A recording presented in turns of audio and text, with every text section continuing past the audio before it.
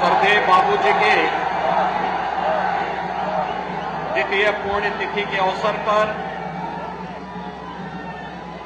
आयोजित आज के सिंधु गौरव दिवस कार्यक्रम में मुख्य अतिथि के रूप में उपस्थित केंद्रीय गृह और सहकारिता मंत्री माननीय श्री अमित शाह जी, केंद्रीय मंत्री माननीय श्री पीयूष गोयल जी, उत्तर प्रदेश सरकार में मेरे वरिष्ठ सहयोगी उप मुख्यमंत्री श्री केशव प्रसाद मौर्य जी, श्री ब्रजेश पाठक जी, भारतीय जनता पार्टी के प्रदेश के अध्यक्ष माननीय श्री भूपेंद्र सिंह चौधरी जी, केंद्र और प्रदेश सरकार के सभी माननीय मंत्रीगण, कार्यक्रम के संयोजक, एटा से लोकप्रिय सांसद श्री राजवीर सिंह राजू भैया,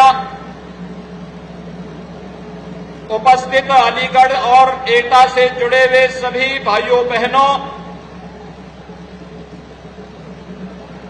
सरदेव बाबूजी की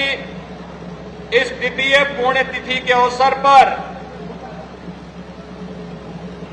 आज जब हम सब उन्हें हिंदू गौरव दिवस के रूप में स्मरण कर रहे हैं, प्रदेश सरकार की ओर से और उत्तर प्रदेश वासियों की ओर से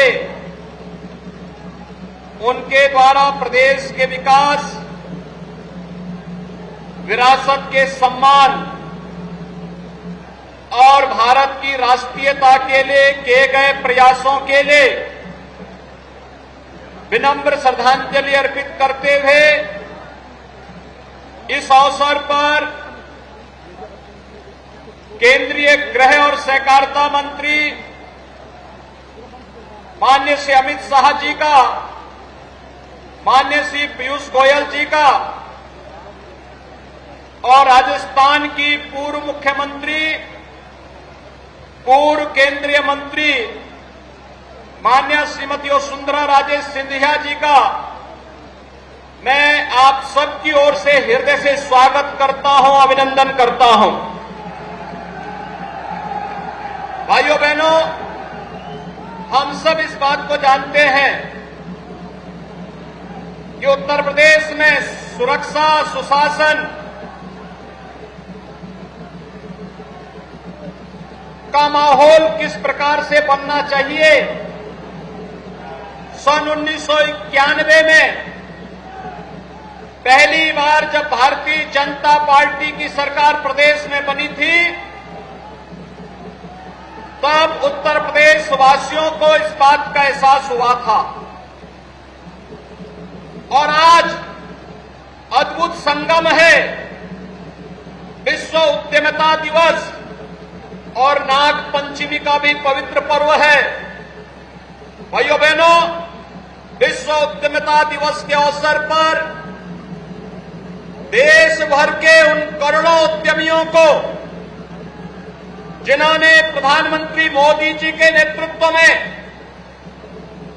भारत को आज मेक इन इंडिया के एक बेहतरीन केंद्र के रूप में स्थापित किया है, उन सबको मैं हृदय से बधाई देता हूं। और उत्तर प्रदेश इस दिशा से सौभाग्यशाली है कि 1991 में इस ताला नगरी में यहां के उद्यमियों को एक नई पहचान देने के लिए सरदेव बाबू कल्याण सिंह जी ने यहां पर एक अलग से ताला नगरी का ही गठन किया था, उसकी स्थापना का काम किया था। और आज मुझे बताते हुए प्रसन्नता है, जब 2017 में आदरणीय प्रधानमंत्री मोदी जी के नेतृत्व में, उनके मार्गदर्शन में और उस समय जब देश के भारतीय जनता पार्टी के अध्यक्ष के रूप में आज के देश के यशस्वी गृह और सहकारिता मंत्री जनता पार्टी को नेतृत्व दे रहे थे, उनके रणनीति और मार्गदर्शन में उत्तर प्रदेश में भारतीय जनता पार्टी की सरकार का गठन होता है। गठन के समय परंपरागत उद्यम को बढ़ावा देने के लिए प्रदेश के एमएसएमई सेक्टर को नई पहचान देने के लिए वन डिस्ट्रिक्ट वन प्रोडक्ट का जो कार्य हुआ था, आज अलीगढ़ की इस पहचान को भी वैश्विक मान्यता प्राप्त हो रही है। भाइयों बहनों, सरदेव बाबूजी सदैव कहा करते थे, जब उन्हें पंडित दीनदयाल उपाध्याय जी के एकात्म मानव दर्शन पर विचार व्यक्त करने का जब भी अवसर मिला, तो उन्होंने एक बात स्पष्टता से कही कि पेट को आहार, मन को प्यार, मस्तिष्क को विचार और आत्मा को संस्कार, इन चारों का जो समुच्चय है वही एकात्म मानववाद है और इसके अनुसार उन्होंने अपना जीवन जीने का कार्य किया था। यही संस्कार था जिन संस्कारों ने अपने लिए राजगद्दी प्राप्त करने से महत्वपूर्ण प्रभु श्री राम के चरणों में राजगद्दी को समर्पित करने के लिए उस समय त्याग करने का कार्य किया था। और आज हम सब जानते हैं, जो अभियान 1990, 91, 92 और उसके उपरांत चला था, उसकी परिणति है प्रभु श्री राम की पावन जन्मभूमि अयोध्या में भगवान श्री राम के भव्य मंदिर के निर्माण का कार्य आज युद्ध स्तर पर चल रहा है। और अगले सत्र में 2024 के जनवरी माह में 500 वर्षों का इंतजार समाप्त करके भगवान श्री राम पहली बार अपने भव्य मंदिर में विराजमान होकर के हम सबको आशीर्वाद दे रहे होंगे। तब बाबूजी को भी, उनकी आत्मा को भी असीम संतुष्टि की अनुभूति हो रही होगी और आशीर्वाद दे रही होगी उनकी आत्मा उस समय जिस कार्य के लिए 1992 में मैंने राजसत्ता को छोड़ा था। आज वो सपना साकार हुआ है और यह कार्य इसलिए संभव हुआ क्योंकि भाइयों बहनों, डबल इंजन की सरकार की ताकत जब आम जनमानस के आशीर्वाद से आगे बढ़ती है तो हर मनोरथ पूर्ण होते हुए दिखाई देते हैं। यह हर मनोरथ पूर्ण होने का ये क्रम है। आज अयोध्या में जहां भगवान राम का भव्य मंदिर बन रहा है, वहीं काशी में काशी विश्वनाथ धाम, ब्रज तीर्थ का विकास और विकास की वे सभी बड़ी परियोजनाएं जिनके बारे में कभी सोचा ही नहीं था, लेकिन आज वे मूर्त रूप लेती हुई दिखाई देती है। आज के इस अवसर पर जब सरदेव बाबूजी के द्वितीय पुण्यतिथि के अवसर पर हम सब एकत्र हुए हैं, बाबूजी का यशस्वी नेतृत्व प्रदेश को प्राप्त हुआ और इसीलिए डबल इंजन की सरकार ने तय किया था बाबूजी की प्रथम पुण्यतिथि के अवसर पर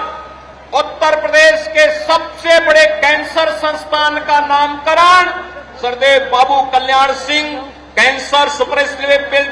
स्पेशलिटी हॉस्पिटल के रूप में स्थापित करने का कार्य हुआ है। और भाइयों बहनों, आदरणीय प्रधानमंत्री जी की प्रेरणा से, उनके मार्गदर्शन से बुलंदशहर में, जिस बुलंदशहर को सरदेव बाबूजी की कर्मभूमि के रूप में भी जाना जाता है, जहां से उन्होंने संसद में नेतृत्व दिया था, उस बुलंदशहर में बनने वाला मेडिकल कॉलेज भी सरदेव बाबूजी के ही नाम पर बाबू कल्याण सिंह राजकीय मेडिकल कॉलेज की स्थापना का कार्य भी युद्ध स्तर पर चल रहा है। अगले सत्र में इस मेडिकल कॉलेज में प्रवेश की प्रक्रिया भी संपन्न होकर के बुलंदशहर और आसपास के नौजवानों को इसमें प्रवेश की सुविधा प्राप्त होगी। आज के इस अवसर पर एक बार फिर से